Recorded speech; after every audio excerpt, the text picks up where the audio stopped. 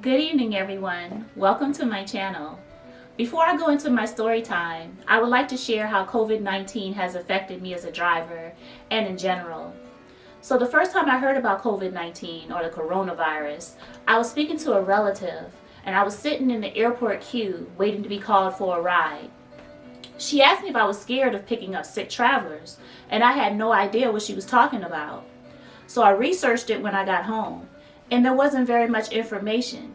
And America didn't seem to have a sense of urgency, so I continued driving. The following week, the urgency came in like a whirlwind. The governor of my state began locking everything down, and the children were released from school for 2 weeks. That has now been extended to an unknown amount of time. If I wanted to continue to drive, I couldn't, because school and childcare began closing. Social distancing became the new normal. At this time, the rumor mill was that children were immune and certain races may be immune as well.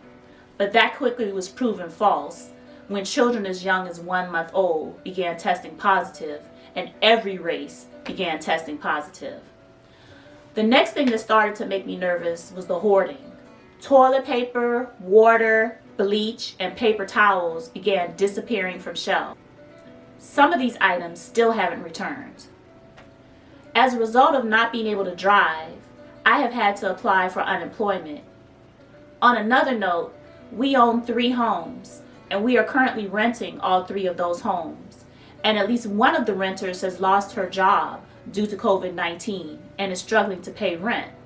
My tenant's inability to pay rent does not exempt me from paying my mortgage.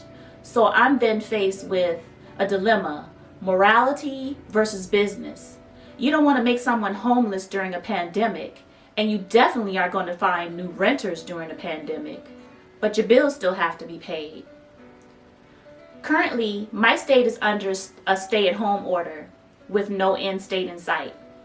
If you have any further questions, or you want me to address how COVID-19 is affecting me as a driver or just in general, please ask below and I will address them. Now on to the story time. Story time. I drove a pregnant woman in a shared ride to the hospital to deliver her baby. One day I was out and about driving and needed to get gas. I got a notification to pick up a rider, but I thought, I'll just do this ride, then I'll turn off the app, and then I'll go get gas. The rider chose the option where he would share a ride with other riders within his area going in the same general direction. So I pick him up. He sits in the back seat behind the passenger side. I introduced myself and I invited him to enjoy complimentary drinks and snacks and told him if he needs the air or the music adjusted to just let me know. His destination was 30 minutes away. As we are driving, we're having good conversation. He lets me know he works for a company that has a new take on renting cars by the hour. He says his job is to return cars to a designated location if they are left somewhere they're not supposed to be. He also jumps the batteries of the cars when the battery has died and does other minor maintenance, like if it runs out of gas. He also says it is his job to check on vehicles renters have complained about being dirty or having an odd smell or an odor. He told me a story one time. As he was deodorizing a vehicle, he found money under the mat, and it was never claimed, so he was able to keep it. He also told me of a time he found bagged marijuana in the glove compartment. I asked him what he did, and he said he sold it to a friend cause what else was he going to do? Smoke it or sell it? Those are the only 2 options. Unrelated to his job, he also told me of the time he was shot by a jealous ex-boyfriend over him talking to the ex-boyfriend's ex-girlfriend at a party. The ex-boyfriend was immediately arrested, posted bail, and hasn't been to trial since. It's been over 2 years. This gentleman is still recovering from the injuries he sustained from the shooting. So we get a ping that I'm to pick up another passenger. Mind you, this ride is automatically added and I still need gas. I get to the spot and a very pregnant young woman gets in. She sits in the front seat. She's on the phone with a friend, so I just give her a really quick greeting. And while she's on the phone with her friend, she casually says, Yeah, girl, I'm on my way to get this baby out of me right now. And me and the passenger in the back seat lock eyes through the rear view, and we both look scared because neither one of us wants to deliver a baby. He says, "Aw, man, I'm on my way to an emergency dental appointment. Which one of us gets dropped off first?" I look at the app and I tell him, "It's you, but we're 10 minutes away from your drop off." So as we're driving, he says, "What does having a baby feel like?" The pregnant woman, still on the phone with her friend, pauses and says, "Let's hope you never find out, because men couldn't take it." And we all laugh, and we make it to his destination, and he jumps out super quick.